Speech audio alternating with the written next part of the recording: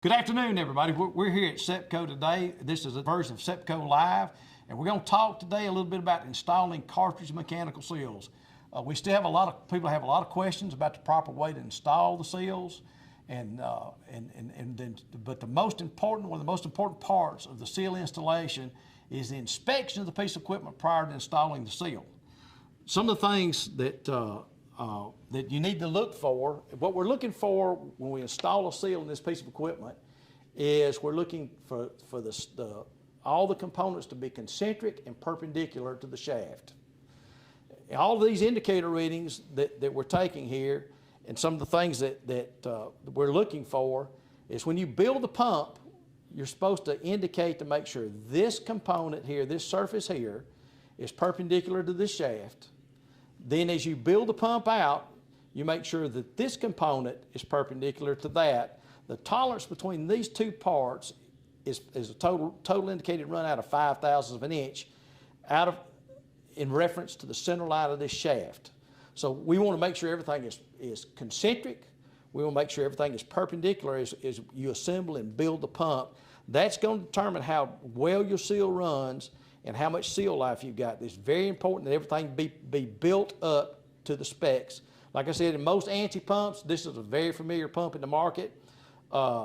This is built within 5/1000 total indicated run out between these two assemblies, and from this assembly to the stuffing box and the back plate, it's supposed to be built within 5/1000 total indicated run out. So what we're trying to do is, you see the way this indicator is clamped onto this shaft. Usually when you get in the field to install a seal, the customer has built this assembly to this point. But what you want to do is you want to verify that everything is still square after this is assembled.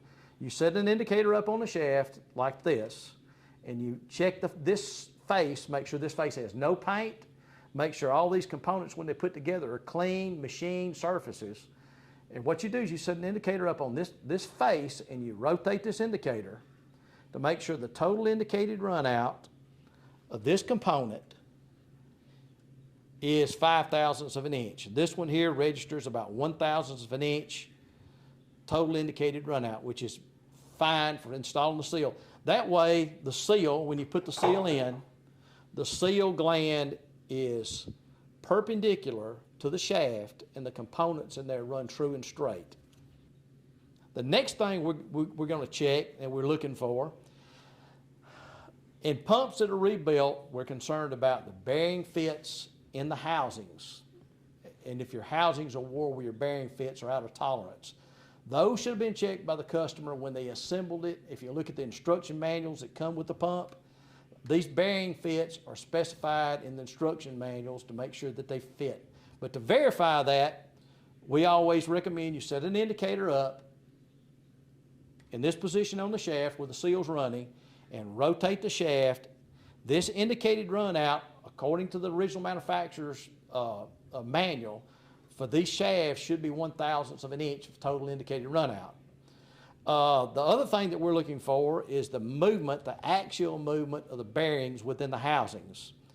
The recommended range of axial movement and tolerance that most multiple spring mechanical seals will tolerate is 3 to 5/1000 axial thrust movement. So you set up on the end of the shaft, and you actually move the shaft within the bearings to check to make sure that the bearings meet those specs. Because the two things you want to do is make sure that the seal is run within the design movement tolerances of the seal. Some seals will take more, but you need to check with the manufacturer to make sure the standard multiple spring seal that everybody uses in these type of applications is a 3 to 5/1000 axial movement. So you set your indicators up the way we have them set up here and verify those dimensions. The next thing we're concerned about in installing a mechanical seal to check the equipment, the condition of the equipment, is we want to verify the dimensions of the pump sleeve to make sure it's within the tolerance recommended per the assembly drawing supplied with the seal. And it's supposed to be plus nothing minus 2/1000 in fit. And that one seems to be that. You want to make sure the sleeve has no scratches, it has no scars, it's clean, because all your secondary seals within the cartridge seal seals against this sleeve. The next thing after the sleeve inspection you want to do to make sure the sleeve was within the tolerance for the seal is look at the stuffing box. The stuffing box, especially if it's a used box, will tell you all sorts of stories about previous seal failures and previous problems that they have with the pump. What you want to look at is you want to look at the interior of this stuffing box to make sure that there's no scarring and wear from other seal installations, because that can be a red flag as to why you're having seal problems or changing the seal now. So you want to make sure that these areas don't show any wear. If they have any wear, you want to do a little investigation as to why these parts have wear. Did a bearing fail in the pump previously and cause the previous seal to make contact? Is there pipe strain in the system that's caused the seal to make contact inside of this box? Because the seal is never supposed to touch the internals of this box. The other thing you want to make sure of, if you're using the stuffing box ports as part of the environmental controls of the pump, to make sure all of these flush ports are clean in the stuffing box and free of debris. Every seal is shipped with installation instructions and an assembly drawing that shows you exactly what the tolerance of the sleeve is supposed to be. It gives you the clearances and the sizing of the minimum stuffing box bore. It gives you the bolt circle for the gland and the bolt hole size and the slot size that's applicable to that particular seal. Make sure all these dimensions fit the seal that you were supplied before installation. So let's talk about the seal specifically. All mechanical seals that are cartridge mounted have installation tabs and installation spacers. What these pieces do, they set the spring compression and the working internal length of the seals, and they set the clearances, the internal clearances within the seal so it doesn't make internal contact. Everybody's seals, all seals that are cartridge mounted have some sort of device like this to aid in installation to make sure everything stays centered and concentric. You know, we talk about things being perpendicular. We talk about everything being concentric. That's what we're trying to do with these tabs. That maintains everything being perpendicular, concentric, and loads the internal spring load of the seals.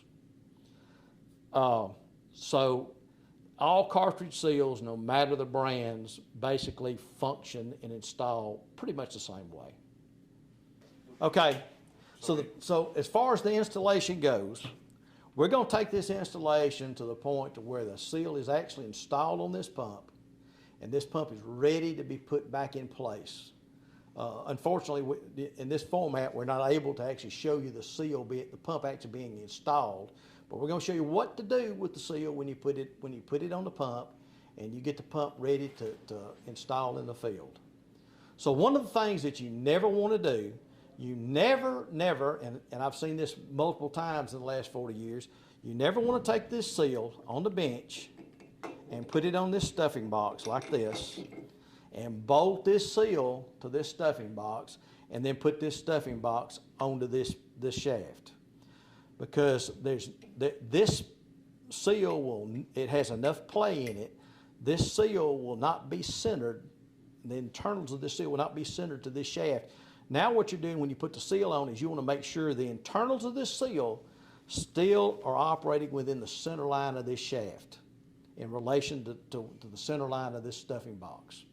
So as you can see, the seal has play in it, so you never bolt this seal down to this stuffing box and then slide this up on the pump.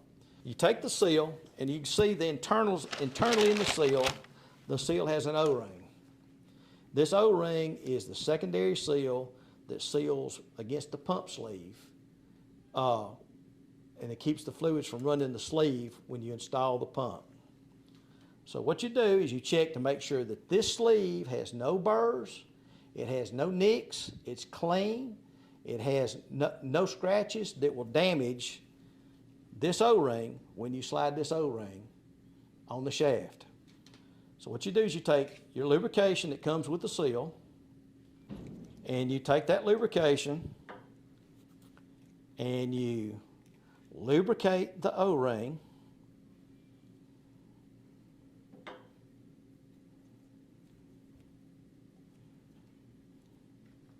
Try to use the lubrication that comes with the seal. Don't use anything else, because this lubrication is compatible with the O-ring that you're supplied.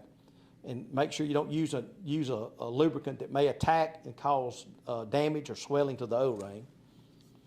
You take the seal and you slide it up on the shaft, and then you push it up on the shaft like that and push the seal back as far as you can on the shaft. The next step in the process is we're going to put the back plate back on the pump. I need them bolts.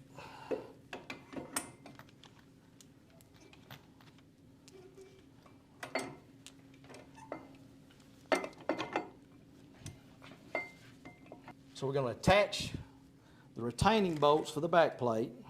These small bolts only hold the back plate in place while you assemble the pump in the field.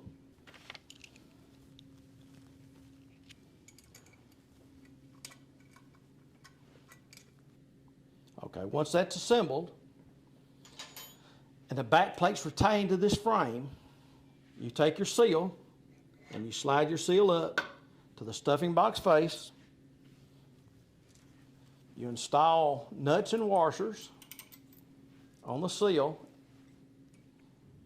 So what you do now is you install the seal, you tighten the gland nuts finger tight. Never tighten this up until you finish installing the seal, until the pump is put in place and bolted up, aligned, and all of that's done to the pump before you finish installing the seal. So you leave this thing loose. This makes sure that after this, that the internals and the seal stays concentric to the stuffing box, and all the internals within the seal are concentric within the gland, and there's no contact internally with the parts. So the next thing you do is you take this pump and you put it in the field and you install it. It's ready to install. So you leave all this loose. It's ready to install. Install it, align the pump. Be sure to check the pump to make sure there's no pipe strain, because if you got pipe strain out here and you got the piping pulling on the flanges, you can cause this whole thing to be misaligned again. So make sure you have no pipe strain. If you're not sure, break the flanges loose on the suction and discharge of the pump to make sure the flanges line up. After you get the pump totally installed, the alignment done on the pump, everything done to the pump, then you do the final installation of the seal. You tighten the gland bolts up, and the seal is driven by this lock collar. If you can see this right here, the seal's driven by this lock collar and these set screws. You tighten these series of set screws up against the shaft, and you do all this after you've set the impeller, you've done everything you're going to do to this pump. You tighten these set screws against the shaft that drives the rotary against the stationary internally in the seal. Once you get that done, you can remove these installation clips, and do not throw these clips away. Put them in your toolbox, save them, because somewhere down the road, if you have to do another impeller adjustment now, you reinstall all of these installation clips, do your impeller adjustment, break your set screws loose, do your impeller adjustment, then reset everything. That maintains the internal working length of the seal. But it's really important, one of the most important aspects of this installation is to make sure that you do not install this seal and finish installing this seal at this state. This pump needs to be put in service, needs to be put in place. You should have been given environmental control drawings and API plans for the particular seal that you're going to use by the SEPCO engineering department when you bought the seal. And they'll specify and tell you how you're supposed to plumb and pipe the seal up for proper environmental controls and proper cooling and lubricating of the seal faces.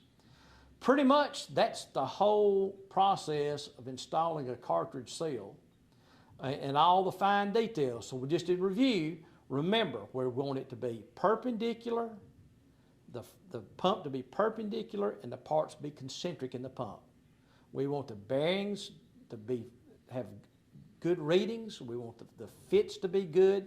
We want all of these components to be within tolerance, so you get a good quality install and good service life out of your seal. Thank y'all very much today for watching the video. And if you have any questions, you can reach us at 1-800-633-4770 here at SEPCO, or visit our website at sepco.com.